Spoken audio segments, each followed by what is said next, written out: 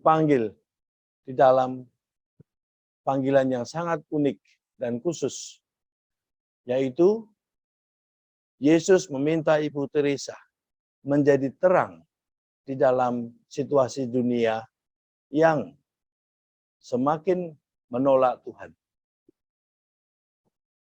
Kata-kata, barang siapa berkata ia berada dalam terang, tetapi membenci saudaranya, itulah keadaan dunia.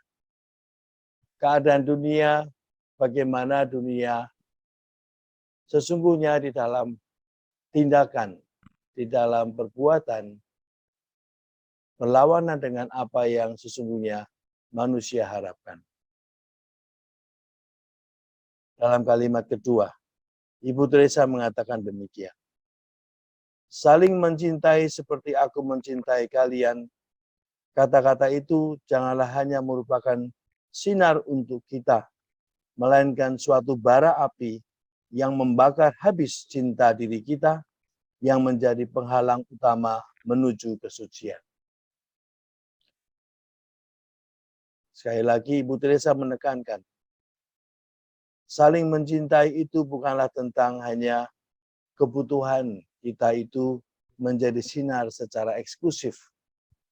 Tetapi sinar kita adalah sinar yang terbakar habis, yang membakar habis diri kita, agar bara itu terus membakar semua orang untuk selalu bersama-sama menjadi sinar tentang Allah.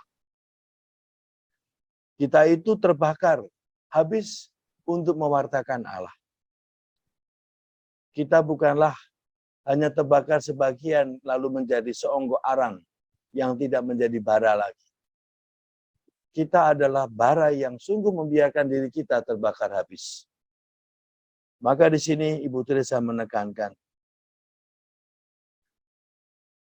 bila kita itu mencintai Allah, tapi kita masih membenci saudara kita, maka kita adalah pendusta.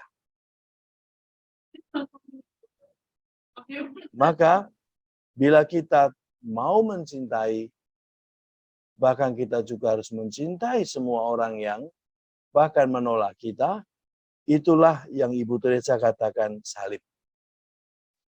Salib adalah Yesus mencintai kita sampai akhir, sampai terbakar habis. Dan itulah renungan kita di dalam tahap ketiga ini. Kita merenungkan Yesus yang menuju Yerusalem. Kita mengikuti Yesus yang berjalan sampai Yerusalem.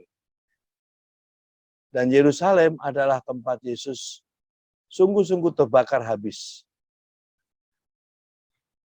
Yesus terbakar habis dan dirinya menjadi terang bagi semua.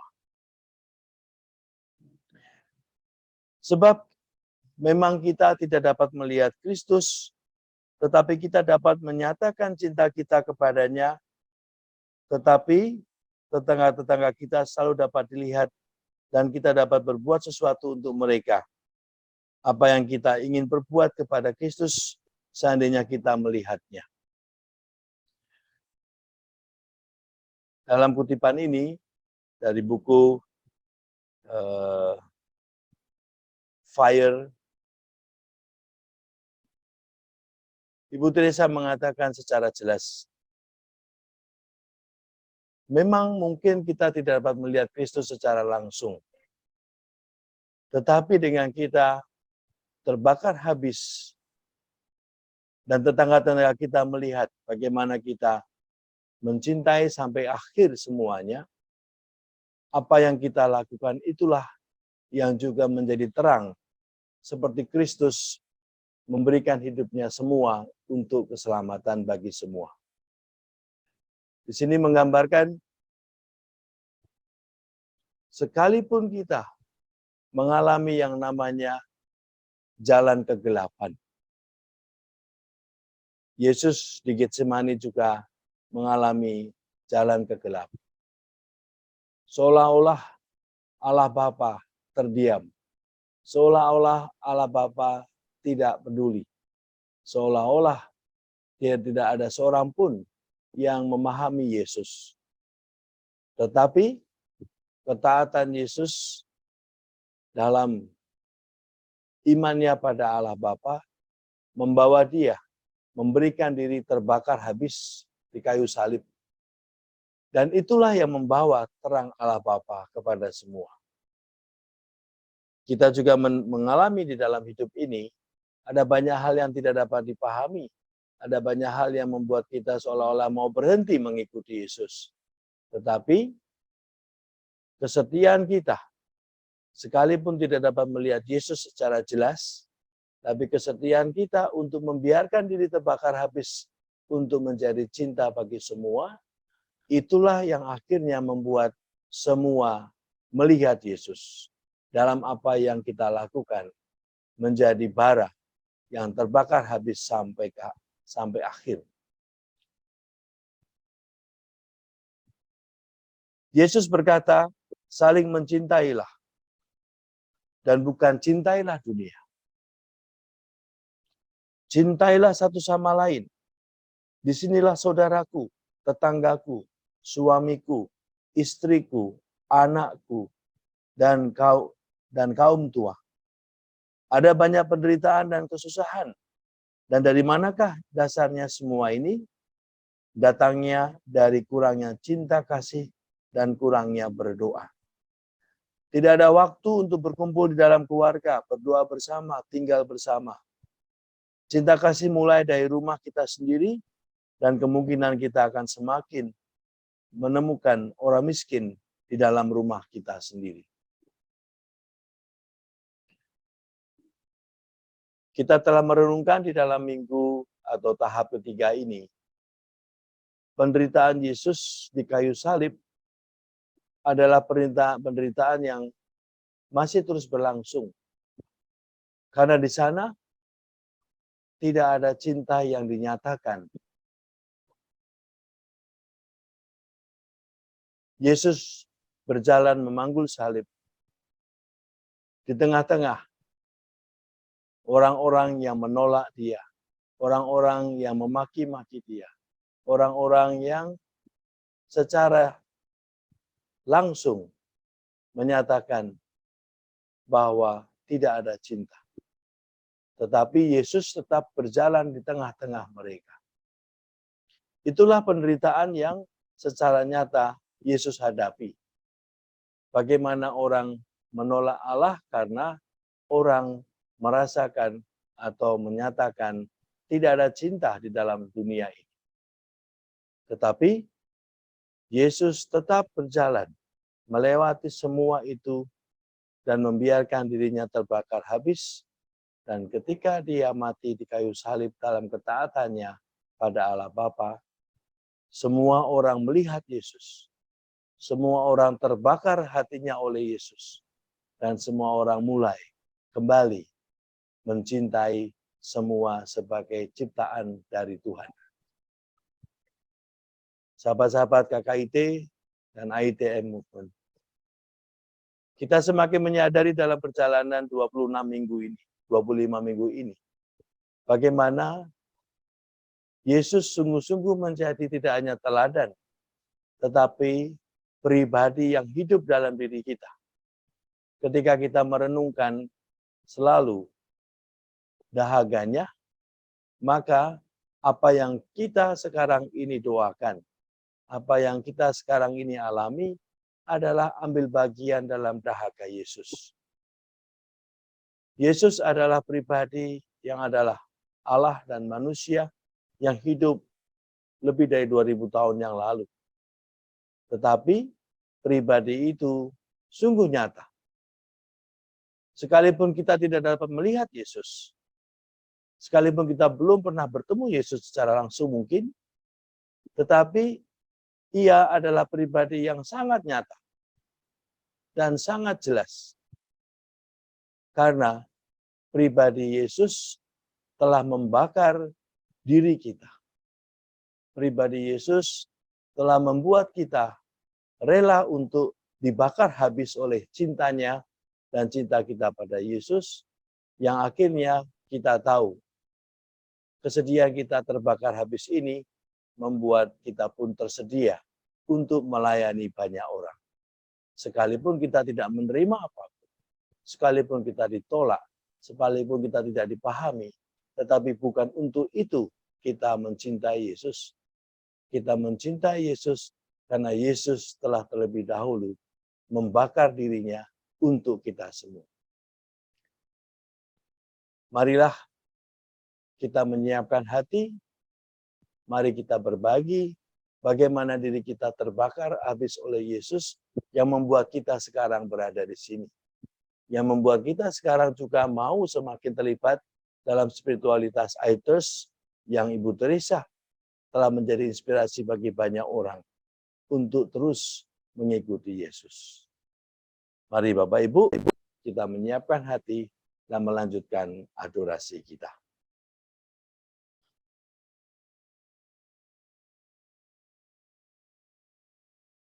Baik, Pak Winardi dan semua sahabat-sahabat KKIT, ITM,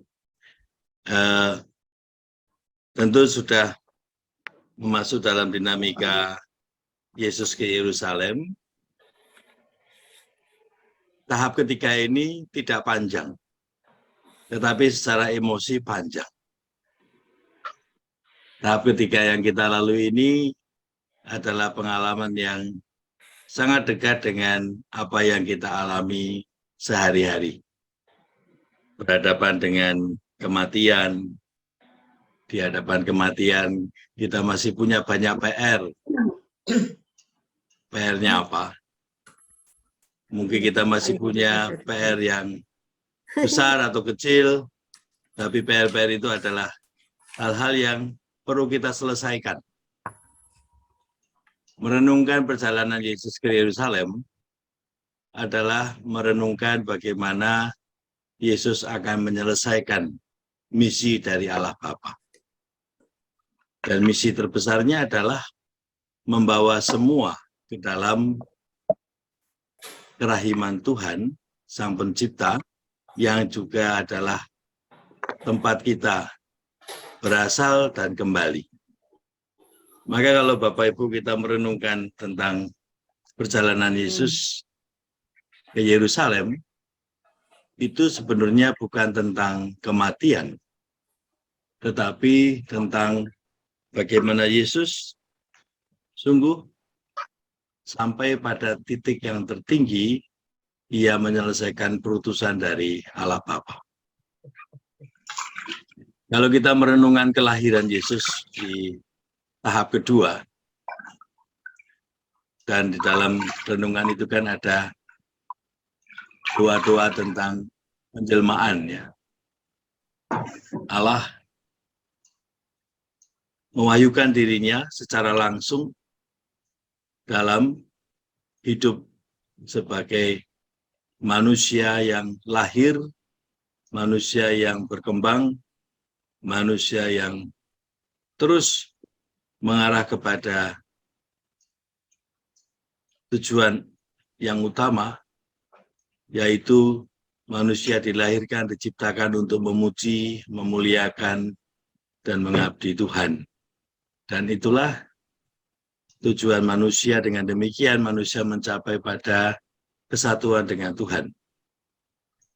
Maka kalau kita merenungkan perjalanan Yesus di Yerusalem, juga termasuk merenungkan mengapa kita diciptakan dan bagaimana kita bertanggung jawab atas tujuan penciptaan kita, dan bagaimana kita secara sungguh-sungguh sampai pada akhir menyelesaikannya dalam kesadaran akan bahwa semuanya itu mengikuti apa yang Tuhan kehendaki.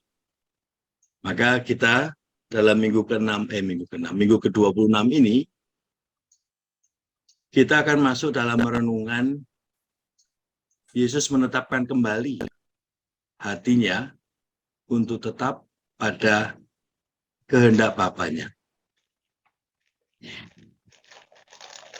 Bagaimana Bapak Ibu telah sharing tadi dalam minggu ke-25, doa-doa minggu ke-25 itu kan berkaitan dengan pemberitahuan kematian Yesus. Pemberitahuan pertama, pemberitahuan kedua, pemberitahuan ketiga. Dan dalam setiap pemberitahuan itu ada tanggapan yang terus berkembang. Di tahap awal, ketika Yesus menyampaikan pemberitahuan itu, para murid itu seolah-olah punya kemampuan untuk mengatakan Yesus tidak boleh mati. Gitu. Bapak Ibu sudah merenungkan doa tentang bagaimana Petrus mengatakan,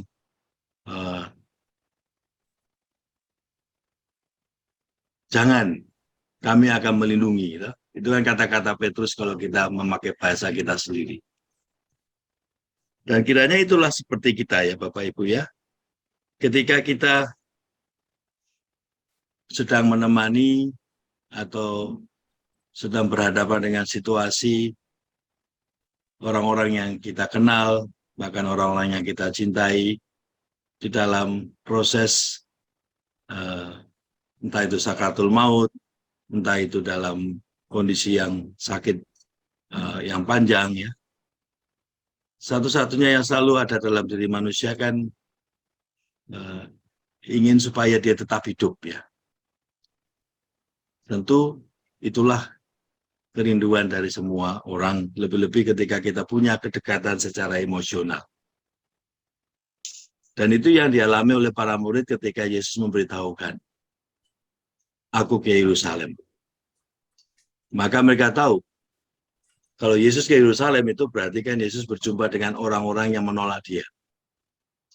Orang-orang yang tidak hanya menolak dia, tapi orang yang sudah punya keinginan Yesus itu tidak boleh hidup. Itulah kondisinya tentang Yerusalem.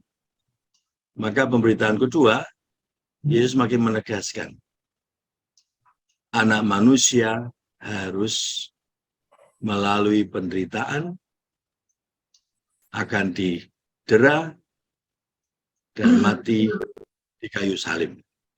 Dan itu Yesus tidak hanya berhenti pada mati di kayu salib, dan pada hari ketiga akan dibangkitkan.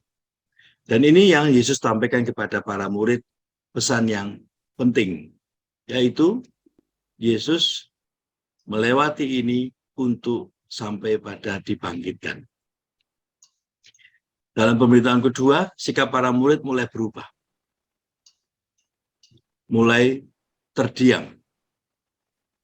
Dan pada pemberitaan yang ketiga, mereka mulai satu-satu takut. Takut apa? Takut kehilangan Yesus sekaligus juga kehilangan siapa yang akan menjadi peganganku lagi. Jadi sebenarnya di situ ada suatu krisis iman yang dihadapi oleh para murid. Kalau kita lihat dinamika pemberitahuan Yesus itu, mulai dari manusia menolak kematian, sampai pada manusia takut akan kematian, dan yang terakhir adalah, lalu bagaimana saya? Apa yang akan menjadi pegangan saya jika Yesus tidak ada? Dan ini dinamika kemanusiaan di hadapan kematian. Maka renungan-renungan tentang Yesus ke Yerusalem membawa kita kepada suatu peneguhan baru. Yesus ke Yerusalem bukan untuk mati. Yesus ke Yerusalem bukan untuk menyambut kematiannya. Tapi Yesus ke Yerusalem itu untuk menyelesaikan tugas perutusan yang paling besar, yaitu mengalahkan kuasa maut lewat kebangkitan. Dan itulah yang menjadi kekuatan dan selalu apa yang mengisi seluruh misi Yesus adalah keselamatan semua. Dan ini yang menjadi hal yang Yesus selalu tawarkan kepada para murid, orang-orang, untuk tetap setia dalam doa dan setia di dalam iman. Maka kalau kita merenungkan Getsemani dalam minggu ke-26, kiranya sikap batin itulah yang kita ingin doakan. Sikap batin yang seperti Ibu Teresa selalu katakan, sekalipun aku tidak dapat melihat Yesus, tadi juga dalam adorasi saya juga menyentuh itu, sekalipun kita tidak dapat melihat Yesus, tetapi saya tetap setia dalam iman, menjadi terang di dalam kegelapan. Sikap batin inilah yang juga Tuhan Yesus tegaskan dan juga sampaikan kepada para murid ketika 3 kali berdoa. Maka saya menawarkan pada Bapak Ibu untuk cobalah masuk di dalam kisah tentang Yesus di Getsemani. Ada 4 Injil yang juga menyampaikan itu, dan masing-masing punya cara menyampaikannya. Yang khususnya Yohanes itu, menurut hemat saya yang paling juga sangat simpel Yohanes, tetapi dia menunjukkan kisah itu menjadi bagian dari bagaimana Yesus menunjukkan cintanya lewat bagaimana Yohanes menuliskannya. Mari kita lihat teksnya yang kita akan gunakan dalam minggu. Saya boleh bisa share screen, Pak Winardi?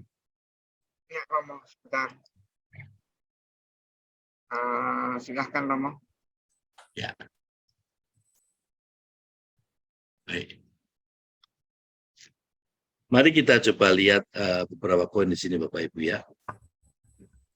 Saya mengajak Bapak Ibu untuk masuk di dalam Getsemani dan juga perjamuan terakhir ya.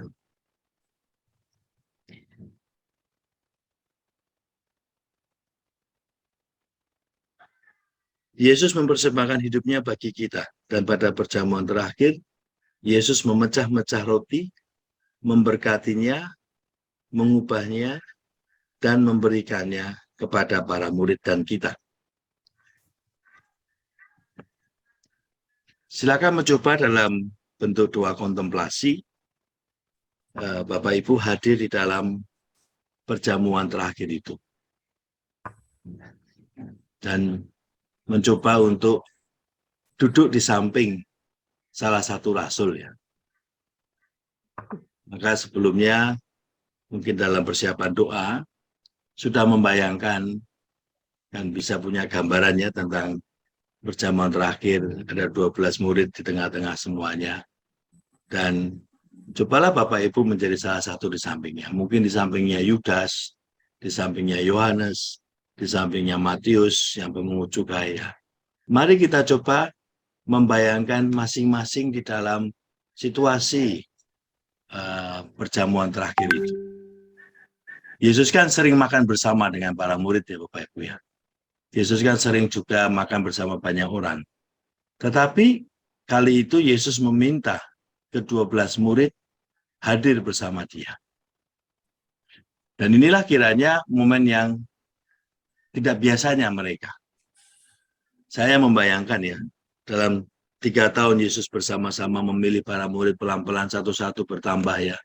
Tentu kan setiap kali bertemu dengan para murid tidak lengkap mungkin ya, ada yang lengkap sekali. Tapi kali ini Yesus secara khusus, dan dia dalam Injil Yohanes juga sudah menuliskan, mintalah satu kepada siapa yang rumahnya akan dipakai, bahwa gurumu akan memakai. Itu kan detail sekali ya Bapak Ibu ya. Coba Bapak Ibu bayangkan bagaimana Yesus mempersiapkan perjamuan itu, sungguh-sungguh dia ingin menyampaikan sesuatu yang paling penting, yang selama ini mungkin para murid hanya mendengar atau enggak jelas, tapi juga mendengar lagi. Yesus sudah memberikan informasi 3 kali. Tetapi para murid masih ragu-ragu, masih bingung. Bahkan sampai mereka juga bertanya, nanti kalau Yesus tidak ada bagaimana? Maka di perjamuan terakhir ini, Yesus menyampaikan sesuatu yang nanti mereka akan mengingat selalu. Dan itu yang juga kita alami dalam Ekaristi. Dalam kata-katanya, yang juga menjadi rumusan yang baru ya dalam TPE kita, inilah tubuhku untuk semua. Ya. Jadi kamu semua itu kan kata kunci yang sekarang kita terima di TPE, yang sudah menjadi rumusan untuk semua di seluruh gereja Katolik. Kata semua, kamu semua, itu diundang.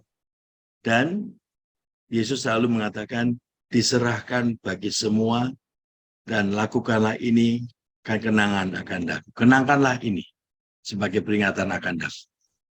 Kata-kata, kenangkanlah ini, itu sesuatu yang sangat besar artinya ketika para murid nanti, ketika Yesus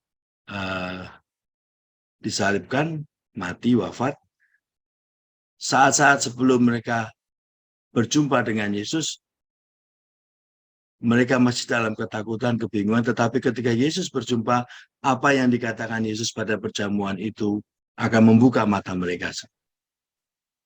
Salah satunya yang murid-murid yang ke Emmaus itu, ketika dalam perjalanan, apa yang dikatakan Yesus di sini?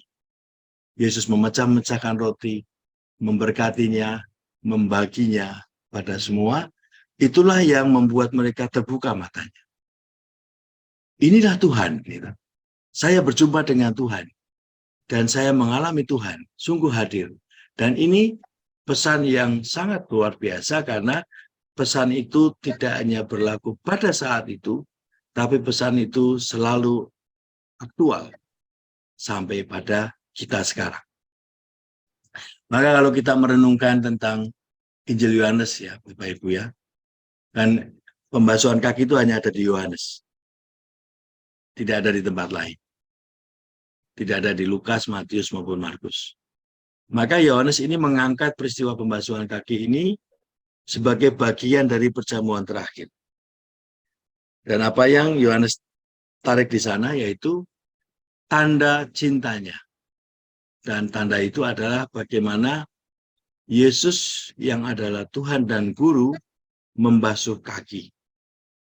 Dan kita tahu dalam banyak eksegese, penafsiran kitab suci, kaki itu adalah bagian yang paling manusia selalu harus bersihkan tiap hari. Sekurang-kurangnya ya. Karena dipakai untuk berjalan, dipakai untuk bekerja, dipakai untuk segala macam hal. Dan ini Yesus bersihkan sebagai tanda bahwa kita diundang untuk semakin masuk kepada bagian yang sungguh-sungguh manusia tidak lihat atau kerap tidak mau menyentuhnya.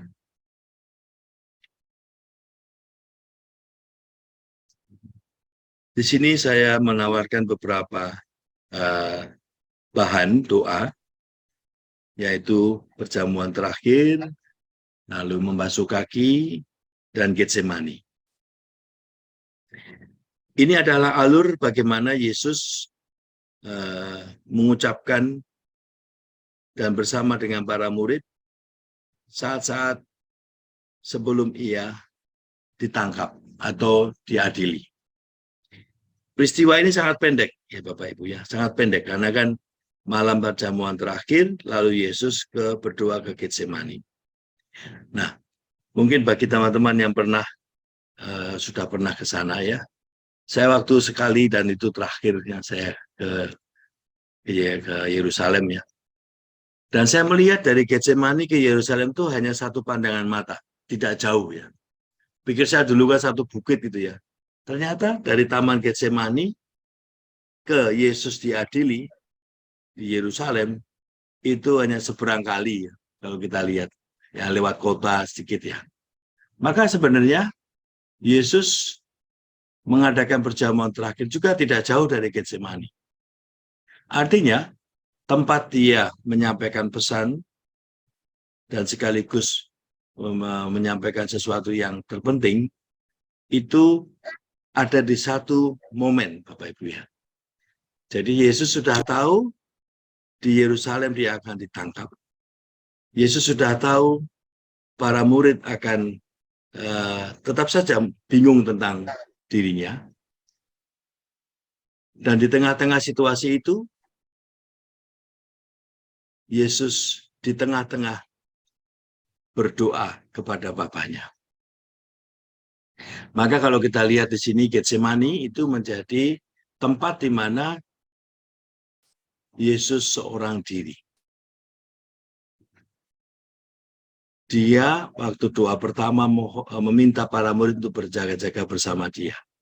Tapi dia menyadari misi ini tentu tidak dapat dipahami oleh siapapun, bahkan manusia yang paling Yesus kenal di dekatnya. Saya mau mengambil kutipan dari Ibu Teresa. Saya ambil dari buku Aethers, hari saya lupa ke 23 atau ke berapa, 89 sebentar. Hari ke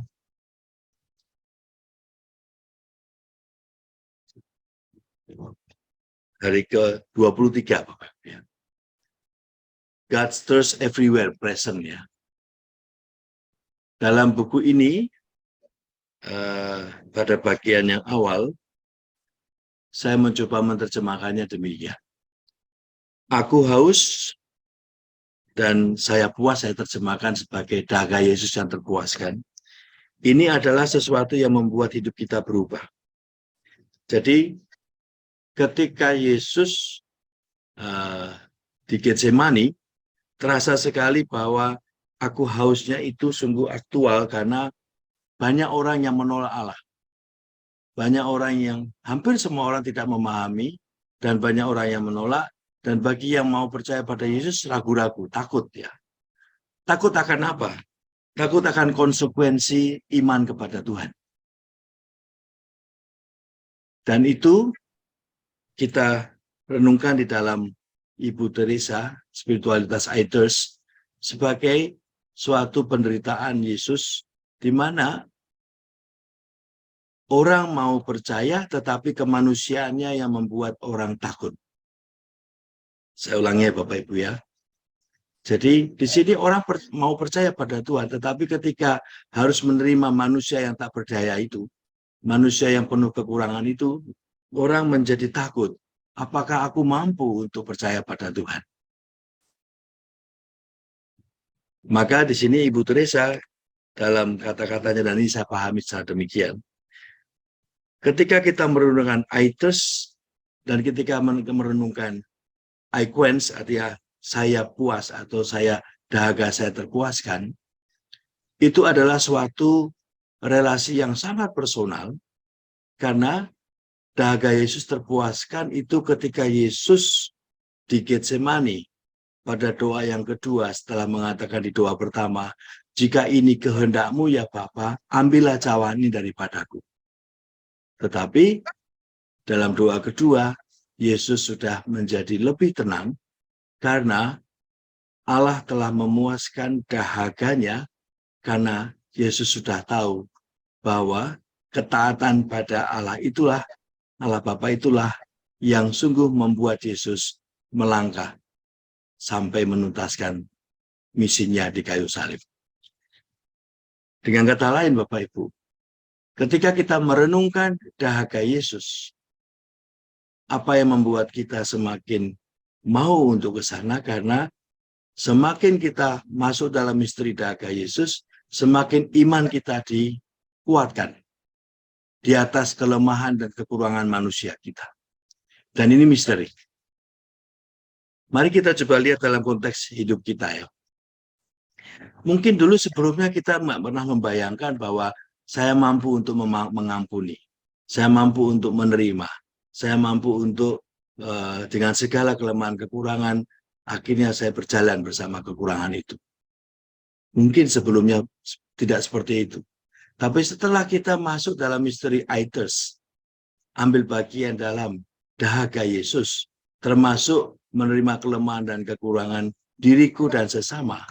Ketika kita menaruh semuanya itu di dalam dahaga Yesus, justru yang membuat kita terkaget-kaget adalah kenapa sekarang aku mampu menerima kelemahanku? Kenapa sekarang aku mampu mengalami itu semua sebagai bagian imanku? Maka pertanyaan pertama manusia yang selama ini takut dan khawatir, tidak dengan sendirinya, tetapi karena rahmat Tuhan, kita semakin punya iman bahwa ambil bagian dalam dahaga Yesus itulah yang membuat aku terpuaskan oleh dahaga Yesus. Karena iman itulah yang membuat kita terus berjalan dalam segala yang kita alami. Nah, di sini Ibu Teresa memberikan secara konkret. Di dalam setiap cobaan, kesulitan, kesalahpahaman, Tuhan mengatakan, ingatlah kata-kataku. Nah, ini yang saya coba hubungkan dengan perjamuan terakhir ya Bapak Ibu ya. Di dalam setiap kekurangan, kelemahan, apapun yang kita punya, ingatlah, remember me. Dan ini kata-kata yang luar biasa. Ingatlah aku, kenangkanlah aku. Dan di sini Ibu Teresa menuliskan,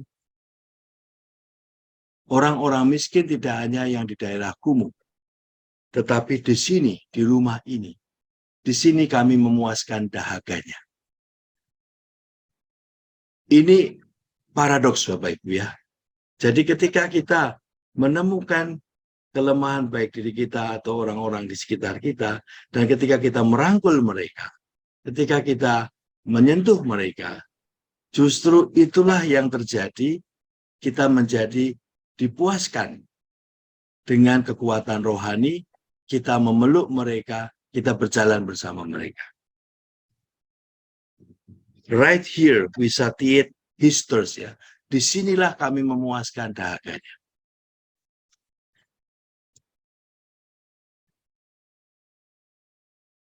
Saya mau mengajak Bapak Ibu untuk masuk dalam tahap ketiga minggu kedua ini, yaitu minggu ke-26. Ada dua renungan besar di sana, yaitu perjamuan terakhir dan Getsemani. Saya menawarkan, cobalah Bapak Ibu menempatkan dua peristiwa itu. Yang satu adalah peristiwa kalau hari H-ku, seperti Yesus ya, yang tahu hari hanya akan di Yerusalem. Boleh kita membayangkan, apakah Yerusalemku itu? Di manakah Yerusalemku itu? Mungkin dengan bantuan Ibu Teresa tadi ya. Apakah ada orang miskin yang sungguh-sungguh selama ini aku belum sentuh? Dan mungkin kita bisa juga makin dalam lagi. Siapakah yang bagiku selalu aku anggap orang miskin? Mungkin kita tidak sadar bahwa kita pernah memiskinkan seseorang. Mungkin dalam kelemahan, kekurangan kita yang membuat kita kerap takut dan khawatir, mungkin kita pernah membuat seseorang menjadi miskin. Bukan dalam materi. Mungkin kita tidak memberi perhatian. Kita tidak menyentuh mereka. Kita tidak mengalami mereka. Dan itulah Yerusalem. Dan Yesus melihat Yerusalem adalah orang-orang yang menolak dia. Orang-orang yang tidak memahami dia. Dan di sanalah Yesus masuk. Seperti Ibu Teresa mendapat panggilan pada 10 September 48, Ibu Teresa dalam visionnya diminta oleh Yesus untuk masuk di dalam tempat di mana orang-orang mengalami dimiskinkan oleh sosial, oleh struktur, oleh situasi keluarga, oleh situasi apapun namanya, sampai mereka tersingkirkan, baik itu secara struktur maupun secara alami, karena mereka lemah, tidak berdaya, dan mereka tidak diakui. Maka di sana Yerusalemnya adalah untuk Ibu Teresa adalah kegelapan sebagai suatu tempat, sebagai suatu suasana di mana Ibu Teresa diminta masuk. Bagi Yesus, Yerusalem sama. Kegelapan kuasa maut. Dan kuasa maut itu menjadikan manusia tidak melihat Allah secara lebih jelas, karena yang ada adalah kemarahan, ideologi, kemarahan, pemahaman tentang Tuhan, keselamatan, dan lain-lain. Maka kita bisa melihat Yerusalem itu ada banyak. Setiap orang punya konteks Yerusalemnya masing-masing. Justru di sanalah kita itu dalam perjamuan terakhir diundang oleh Yesus untuk remember me. masuklah ke sana dengan remember me. Masuklah ke Yerusalem kita, diriku, dengan mengingat Yesus. Kalau kita masuk ke Yerusalem itu dengan cara kita sendiri, kita akan mental. Kita akan takut dan tidak akan masuk ke sana. Karena di sana hanya ada pengalaman yang akan membuat kita menolak, takut, khawatir. Yaitu pengalaman kematian. Di situ kematian digambarkan sebagai sesuatu yang membuat kita seolah-olah akan tidak mengalami apa-apa. Karena kematian itu dipandang sebagai negatif, sebagai pengalaman negatif. Tapi di sini Yesus melihat, disitulah aku dipanggil. Ibu Teresa juga, disitulah aku dipanggil. Dan semua orang kudus menemukan, menuju Yerusalem adalah panggilan setiap orang beriman. Yaitu menyentuh apa yang membuat kita mati secara dunia, tetapi kita dibangkitkan oleh kekuasaan Allah. Maka pengalaman perjamuan terakhir adalah pengalaman yang membawa kita berjumpa dengan Yerusalem kita. Setelah itu, kita diajak oleh Yesus ke Getsemani. Getsemani adalah suatu pengalaman keputusan batin, peneguhan. Ya Bapa, saya menuju Yerusalem. Ya Tuhan, saya menuju Yerusalem. Dan di situ, pilihan ke Yerusalem bukan lagi pilihan bahwa saya mau berdamai hanya sebagai manusia, tapi pilihan keputusan saya menjalankan apa yang Tuhan kehendaki. Mungkin kalau itu hanya keputusan manusiawi, seolah-olah kita punya PR yang harus diselesaikan sebelum kematian. Malah berat, Bapak Ibu. Tetapi kalau itu kita mengalami itu sebagai bagian dari saya mau taat dalam kehendak Tuhan, maka kita akan diundang seperti Yesus dalam 3 kali berdoa. Bila ini kehendak-Mu, tetapi bila ini kehendak-Mu, ambillah cawan ini daripadaku ya Tuhan. Doa Yesus yang pertama itu adalah kejujuran. Sesungguhnya kita tidak mau mati. Kita tidak mau bertemu kematian itu. Tetapi Tuhan, bila ini kehendak-Mu. Maka di sini kita berjumpa dengan Yerusalem sebagai bagian ingin supaya Tuhan memberikan padaku rahmat, aku ke Yerusalem sesuai dengan kehendak-Mu juga. Sekalipun aku tidak mau. Nah, Getsemani itu pengalaman yang sangat krusial dalam pengalaman setiap orang beriman. Karena di situ ada suatu keputusan yang sangat penting, di mana Yesus mengatakan, tidak satu alasan pun aku melawan kehendak Bapa. Dan itu juga yang dialami oleh Ibu Teresa dalam buku Come Be My Light, ya, di mana selama bertahun-tahun tidak menemukan Yesus, tetapi sekali-kali pun aku memutuskan tidak meninggalkan Tuhan. Karena dia tahu, dia yakin Tuhan selalu bersama dia. Silakan Bapak Ibu mencoba menempatkan pengalaman perjamuan terakhir, pengalaman Getsemani, untuk menemukan di manakah Yerusalem, di manakah dahaga Yesus ada, di manakah Tuhan seperti memanggil Ibu Teresa, masuklah dalam kegelapan di mana aku meminta kamu memuaskan dahaga. Selamat melanjutkan doa. Saya serahkan kepada Pak Winadi.